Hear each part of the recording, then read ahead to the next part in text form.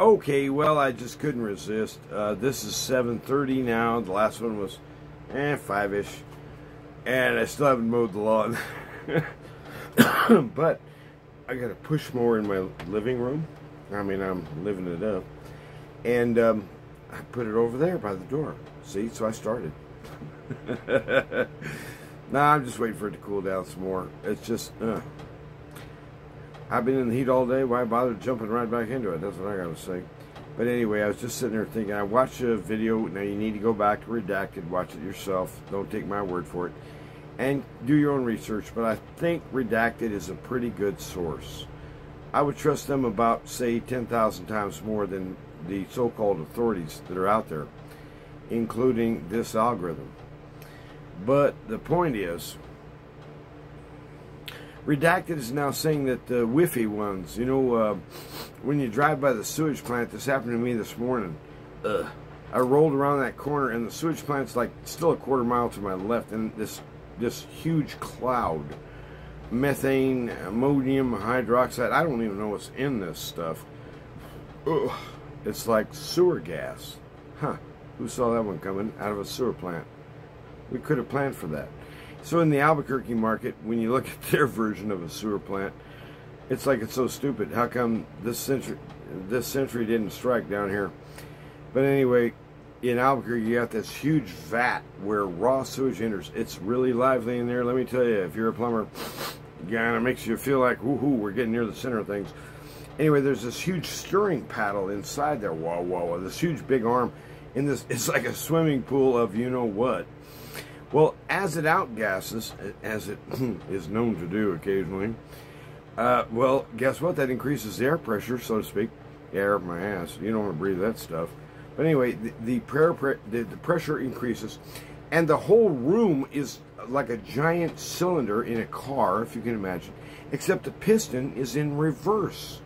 So as the air pressure builds, the piston begins to slowly lift. It actually elevates the roof of the building up this dome thing. It's crazy design, but it's good. Hits a trip lever up, you know, let's call it 2 foot of rise. I don't know what well, at the top is a draw point. Let's let it out. Where? To a huge torch. You know, kind of like an Olympic size thing, you know, this jumbo monster torch. It just burns out there. What's it doing? It's eating methane. You know, that stuff that so is annoying. Well, we're talking about Wi-Fi smells, and we're just going to have to, you're going to have to read between the lines. WIF sounds a lot like WEF, don't it? WEF? Mm-hmm. Think it over. Anyway, there's some talk out there on Redacted. Go look it up yourself. Saying that essentially the idea is, here's your brainstorm. Go back, read the book of Revelation. I know it's in the Bible. You never probably heard of that. But the point is, back there's this thing about those who accept the mark of the animal or the beast, the Antichrist, the Antichristos, in the right mano. Why right? I don't know, it could be left. But anyway, right or the forehead. Because let's face it, every human being you ever met has a right hand. No, that isn't true. Some have had disasters. Some have had accidents. And they have, so let's say, you know, a mechanical kind of arm now. They don't have a right hand. They still got a forehead, right? I mean, they're still a human. Right there. So the thing about the great size of a grain of rice, even in Sweden right now, they're lining up to take this crap so that they can just bypass so much stuff at the grocery store and at the, you know, the boss check-in has a security check at the door or whatever. This thing's like a passport to everything, right? Except it costs your soul. So the idea is that the Wi-Fi ones, smell that aroma. Smells like raw sewage. I'm a plumber. I should know. Powerful bouquet. That's what I'd say. Coming off that there, dead corpse over there across the river. The idea is that if you'll accept this grain of rice in a mano or a noggin here, then guess what? We're going to give you $2,000 a month for the rest of your life until you quit breathing. And we're going to call that a universal income. And by the way, if you want to still keep on working, let's say you're a, you know, a successful type, a reasonable soul, you know, you've earned your own living in life. Well, you're knocking down 6, 8 times, 10 times that a month easy, or whatever. But why not take another 2,000 for free, right? So in other words, the idea is to get these CBDCs, central bank digital currencies. I finally figured that out. CBDCs, to get them rolling and employed. Well, all you really need at first is an app on your phone, or maybe even some kind of, callback number that you can deal with a robo thing or some damn thing, or even, God forbid, talk with a human. But anyway, the idea is all you need to make this thing fly at first is essentially an app on your phone. Hey, everybody's got a phone. Why don't you just simplify everything, Mike? Why do you quit? As an example, I just found out. I'm a little slow on the uptake here, okay? I have OFS, old fart syndrome. And anyway, I found out recently that you can, this is so crazy, take your credit card out of your pocket, and when it asks for, like, would you like to pay $14.98 for a big bag of Fritos and a 6-pack of beer and a giant Hershey bar or whatever, dude, you just touch the card to the device.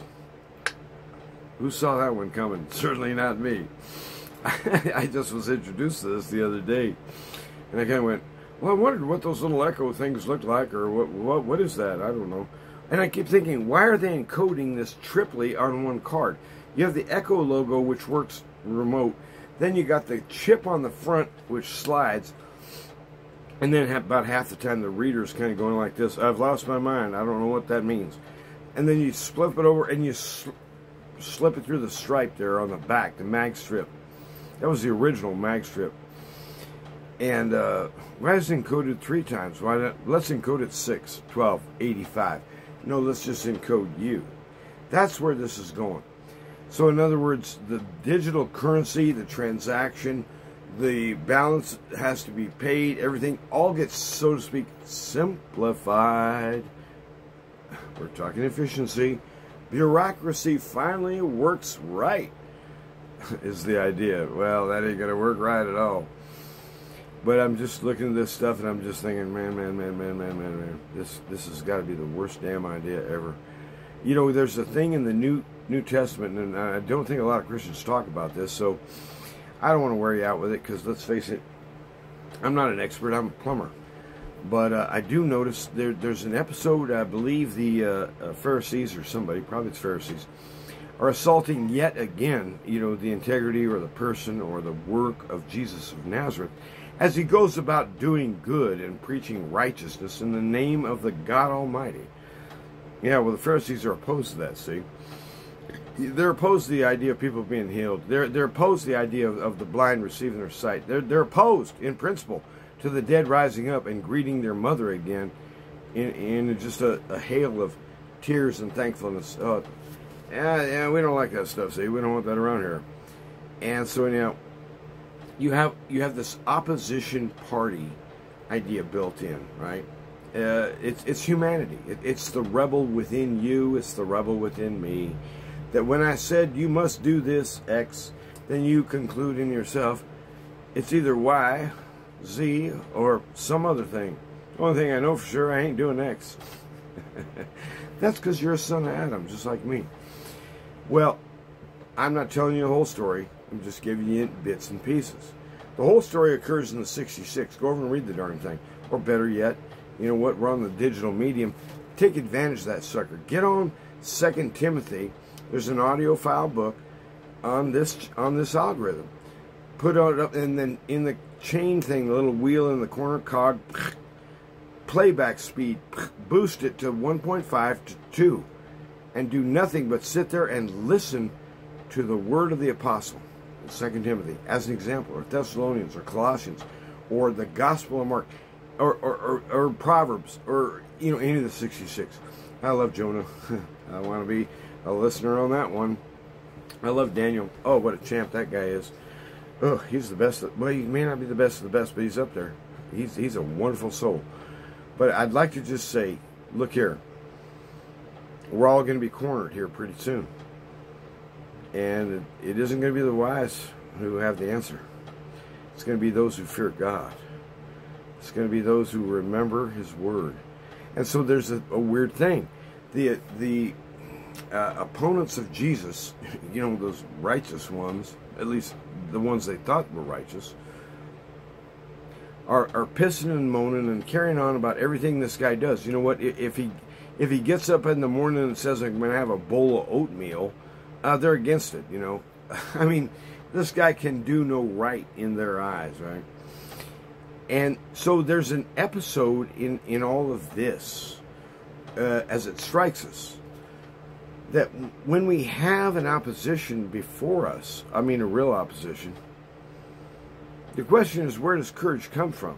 Is it because I'm so bold and I'm so tough and I don't feel no pain when you drive 16-penny nails under my fingernails and pull my teeth with pliers? You know, when you hit me with electrodes across my private parts, do I cease feeling? No, it's courage. And what courage means is a new thing. You've never heard it before because it's from Him. We think we know what courage is. We think what boldness might look like. We think that endurance and kind of a carrying on future-wise, we can kind of recognize.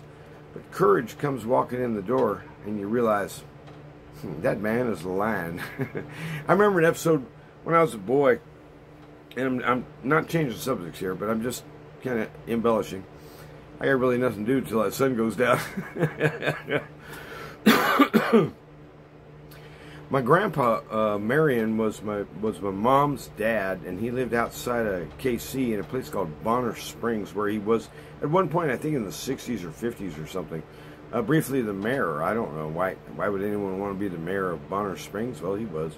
And anyway, my granddad, Marion, was an interesting character. In fact, the key word is a capital C on character here. This guy was kind of wild in a way. I kind of enjoyed hearing stories about it, but you know, he never did me no wrong, and he always treated me real nice. He was a good man. And when you have a familial thing in you which says loyalty, courage, where does it come from? Well, it's not going to come from Grandpa Vaughn. I mean, he was a good man, but I don't know that he ever stormed the beaches of Iwo Jima or anything against a hail of machine gun fire. I mean, he might have been involved in some drunk driving episodes. I don't know. But in other words, where do we learn courage? And I'll tell you where we learn it. We learn it from the Savior Jesus. He comes into you. He dwells with you. He's in your life. He's in your body. He's actually in you. Here. Ask a little kid. Shorty, a toddler, where are you? And I've heard, I don't know if this is true, they'll say, I'm here. Here. I'm in my heart. So he dwells in our hearts where you are. He's the closest thing to perfect that ever was, and exceeds that and ranges in infinite. We cannot begin to estimate how excellent this man is. But we know the excellencies that he has shown, and there is historic and evidence. The opener of the eyes, the opener of the ears, the one who gives new meaning and hope, the one who starts again out of a hopeless condition. Frankly, that's me. That's what I contribute. And he begins something new in people just like you and me. People that, you know what, I got nothing to brag on except for one thing. And this is my main brag in life. I mean, I like J.R.R. Tolkien, and if you don't, well, then there's something wrong with your brain. But don't watch those stupid movies. They're horrible. They're not even close to the story. If you're not a reader and you can't understand J.R.R., then have it read to you, at least, please. And get rid of that stupid movies. They're horrible. Ugh. But in the Tolkien series, in the Tolkien theme, you have this idea of a kind of an elven king, a glorious white stone, a pure one. Well, those are all words. And he does it so beautifully. He's really an excellent author. And I could see why a man like Tolkien would be good friends with C.S. Lewis. And that makes a lot of sense to me. So when we sit down and have the beer, me and Lewis, I want Tolkien in here too. Because you know what? He taught Lewis a thing or two.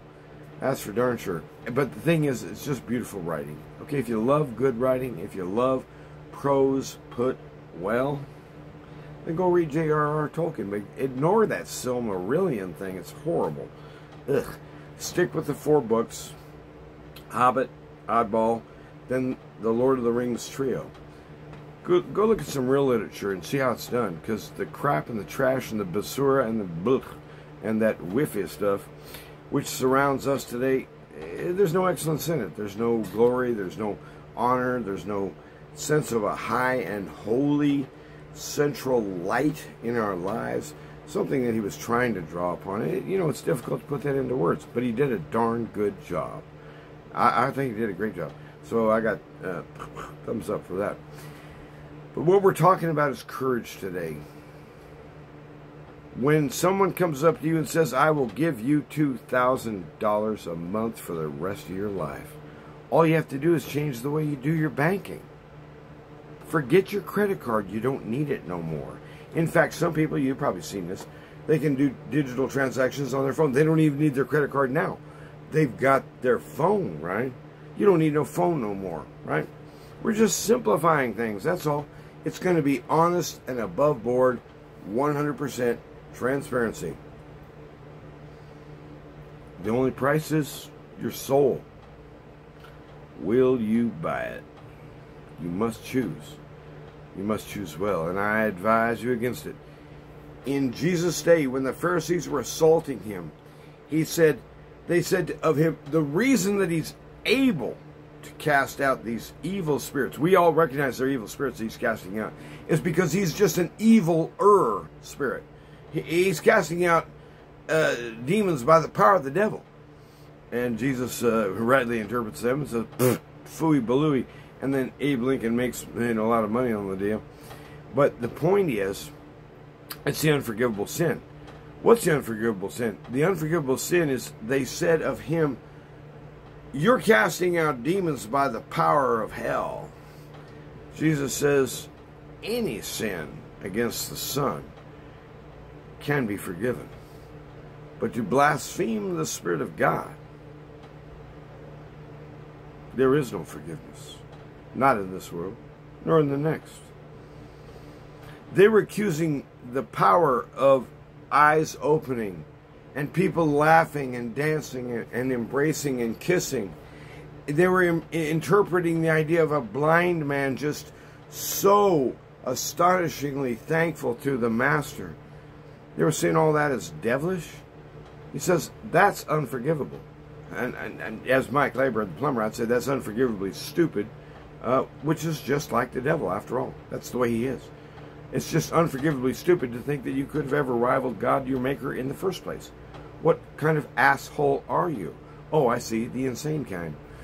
And so the point is, there's a unforgivable sin. Well, there's another unforgivable sin, but Christians don't talk about it. Look it up. It's in Revelation. Whoever takes the mark in the right hand or the forehead shall partake of the wrath of God. Shall. And now there might be a way out. I don't know. He says if your right hand sins against you, cut it off. So, if you take the damn chip, maybe you can run to the nearest lumber yard and cut off your right hand and maybe somehow squeak through, but I wouldn't recommend that course at all. It sounds real cheesy to me. We're being faced with a decision. It's a life and death decision. And almost no one in the church will even mention it to you. Much less mention that your soul is in the bargain. Don't buy it. It's bullshit through and through. It's from hell. It is the sign spoken of in ancient days. Yes, John the Revelator spoke true. Right hand, forehead. Cannot buy or sell. Legally, there are other ways of transacting business.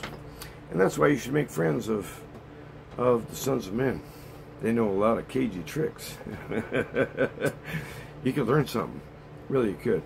So, be faithful to Jesus. And here's my big strategy.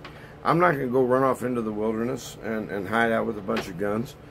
I'm not going to go dig a tunnel. I'm not going to go join some underground or something like that. I don't care about any of that crap.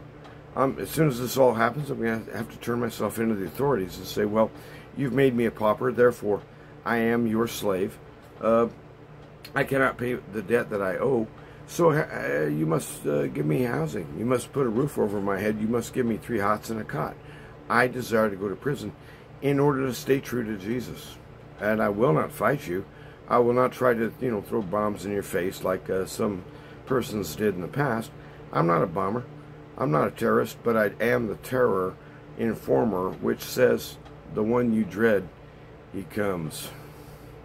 Dread him well, and you might survive. Fear God, and you shall live. Fear God, he cleans you through fear of him. And when you're afraid of him, as I am, I fear God. I counsel young women in church. I say, listen to me. Listen. Open your ears. You're looking for a young man. Listen. Hear me. I'm an old man. I know. You're looking for the one who says to you, the 3 magic words, young lady, but it ain't, I love you, or I want something. Nothing of that crap. You wait until that young man walks into your life, young lady, and he says the 3 magic words, I fear God, and therefore I fear none other. Bring it on, bitch. I laugh at the devil, because Jesus is king, and he's king of my heart. So he wants us to ride into the kingdom in triumph. How would we do that? Walk in faith and trust him, and do not believe lies, nor endorse them, but indeed fear your maker, and you'll thrive. I swear oath. I'm Mike Labor. I don't lie about shit like that. God be blessed. Make the right choice by living right today. You're shaping tomorrow by who you are today. All of us are. I'm not immune. And so I still got to mow that darn lawn. You guys have a good day.